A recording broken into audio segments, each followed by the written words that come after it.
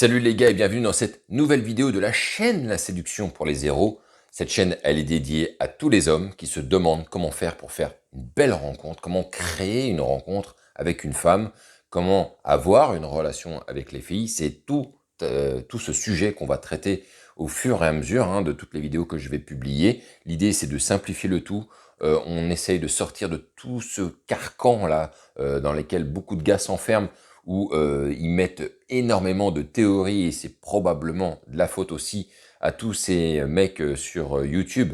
J'en fais partie de YouTube, mais il y a beaucoup de gars qui complexifient le tout, qui te mettent des trucs hyper psychologiques, hyper techniques, qui rendent le game extrêmement compliqué.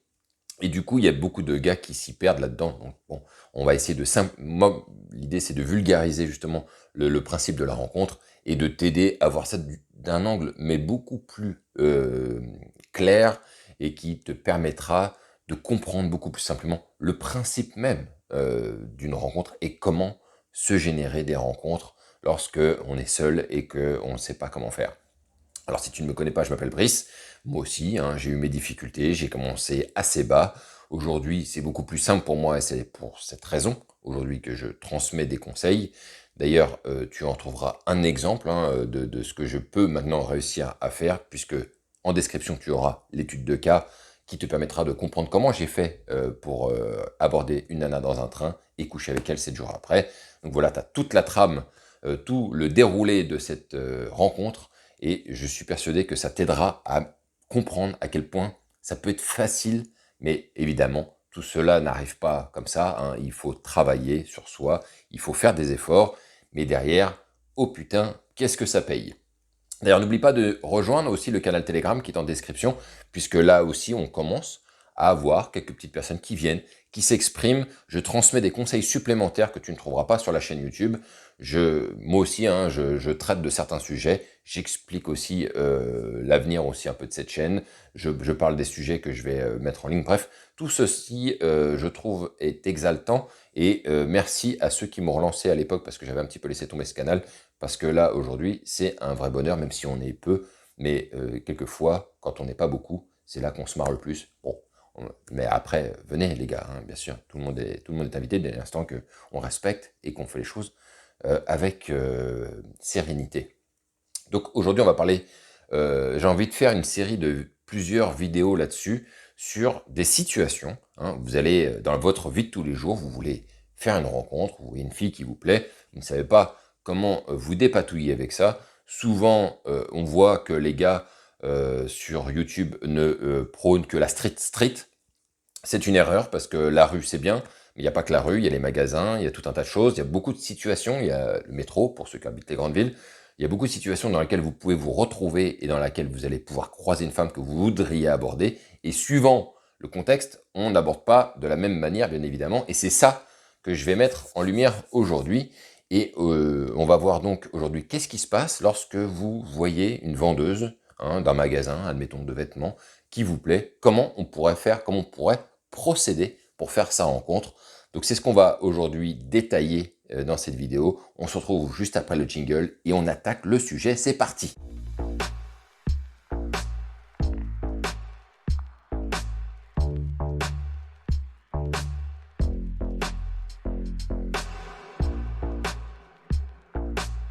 On va prendre l'exemple que, voilà, il y a un magasin de vêtements, vous y rentrez, vous n'y rentrez pas, c'est pas tout à fait la même chose évidemment, mais on va partir du principe que vous avez vu une vendeuse dans un magasin qui vous plaît, et vous ne savez pas comment faire pour l'aborder bien évidemment. Il va falloir prendre d'abord en considération beaucoup de choses.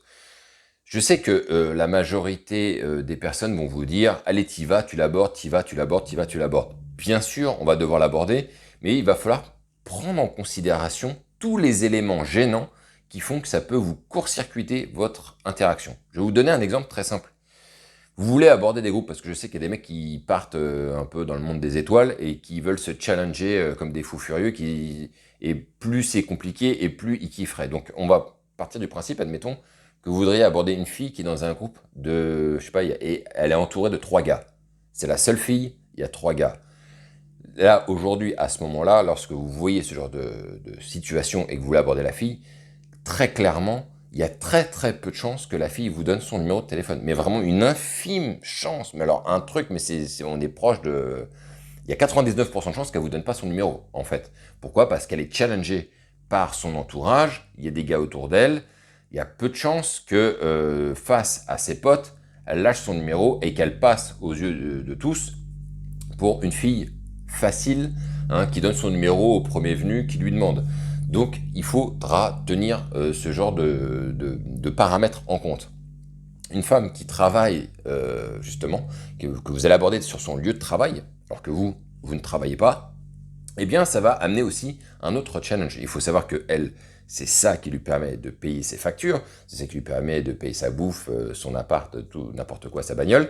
Et donc, on est sur un lieu de travail. Donc, la personne, elle n'est pas là pour faire des rencontres. On est d'accord? Vous allez me dire, oui, mais en temps normal, les gens ne sont pas là pour faire des rencontres, si ce n'est les boîtes de nuit, on est d'accord. Mais en tout cas, en termes de tranquillité, on n'y est pas vraiment, puisque la personne, elle est sur son lieu de travail. Ok? Donc, à partir de là, il va falloir faire attention parce que ce qu'il ne faut absolument pas, il va falloir la préserver, elle, du fait de se mettre en lumière par rapport à ses collègues sur le fait qu'elle est en train de faire une rencontre. L'idée, c'est de faire en sorte que les gens ne le voient pas.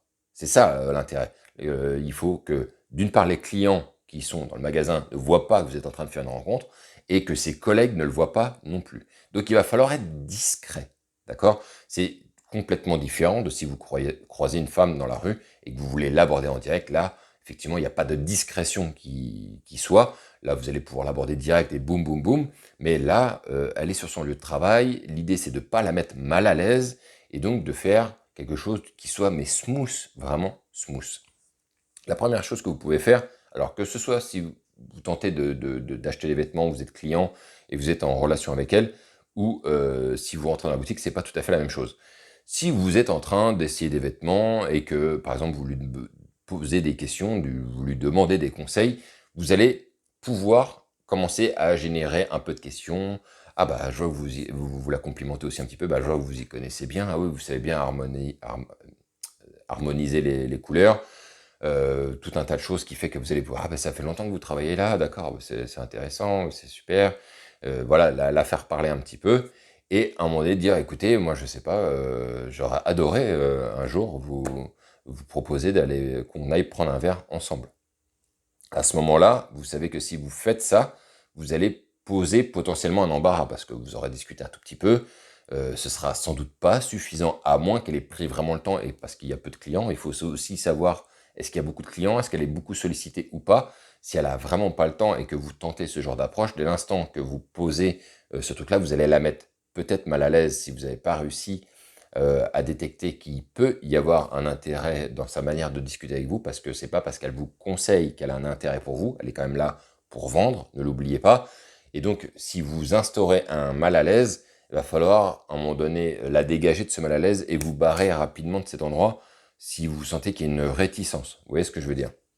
Donc moi, ce que je vous prône le plus pour que ce soit le plus tranquille.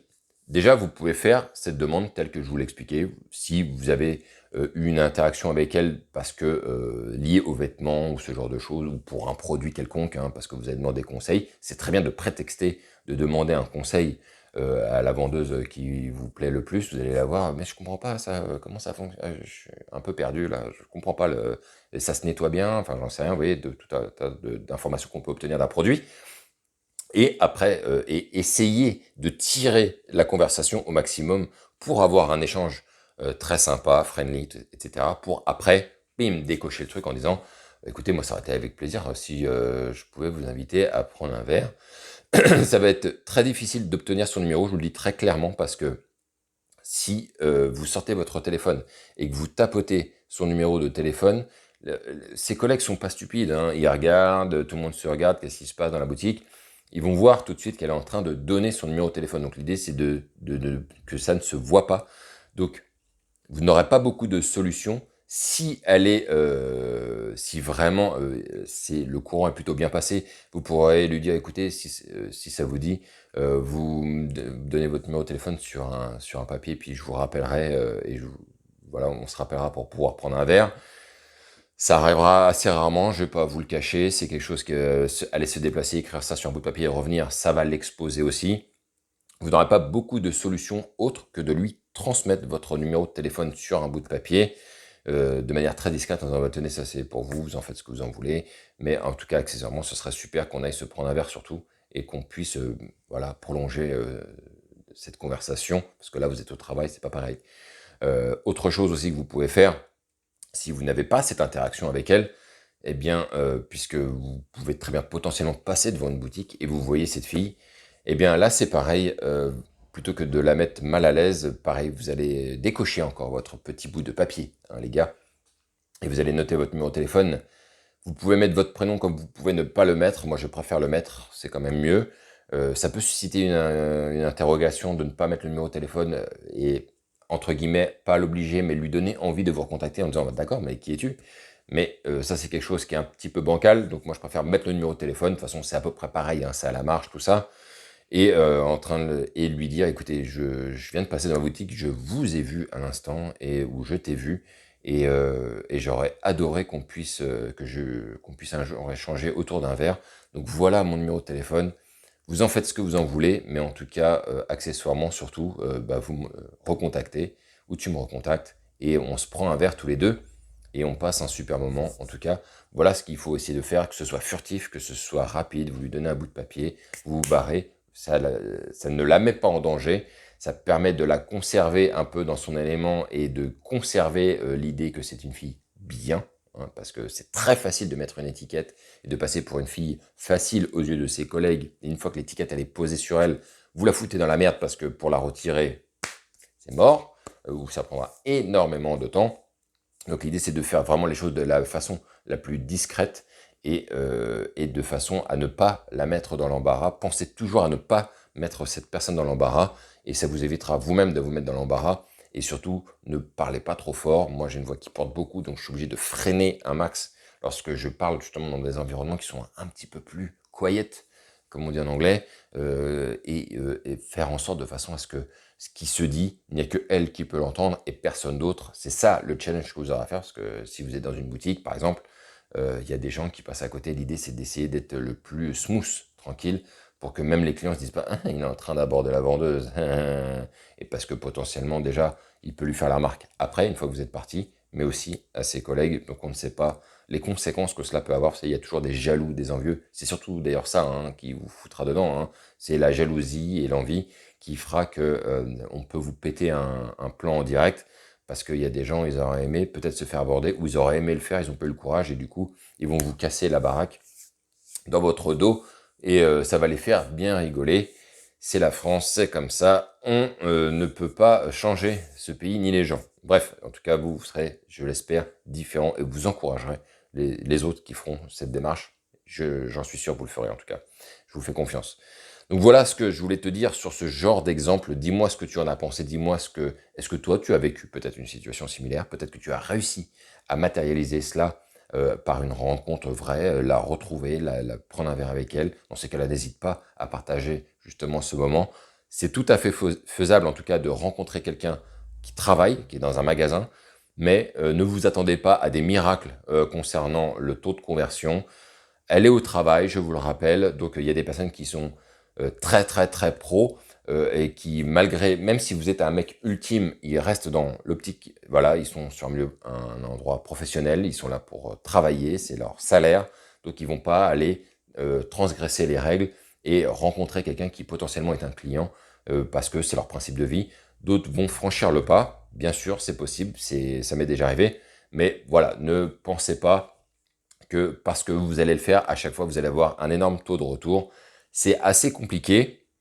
Vous n'avez en plus pas d'informations. Est-ce qu'elle est célibataire ou pas? C'est très difficile. Je vais vous donner juste un exemple. J'avais fait la même chose avec une vendeuse de chez Jules. Je lui avais transmis mon numéro de téléphone. Elle m'avait jamais rappelé. J'avais fait ça de manière très discrète. Elle m'avait jamais rappelé. Et un jour, je repasse devant cette boutique. Et je la vois et je dis: «Ah bah tiens, d'ailleurs, je vous ai donné mon numéro de téléphone, vous m'avez jamais rappelé.» Elle m'a dit: «Mais non, mais moi j'ai un copain.»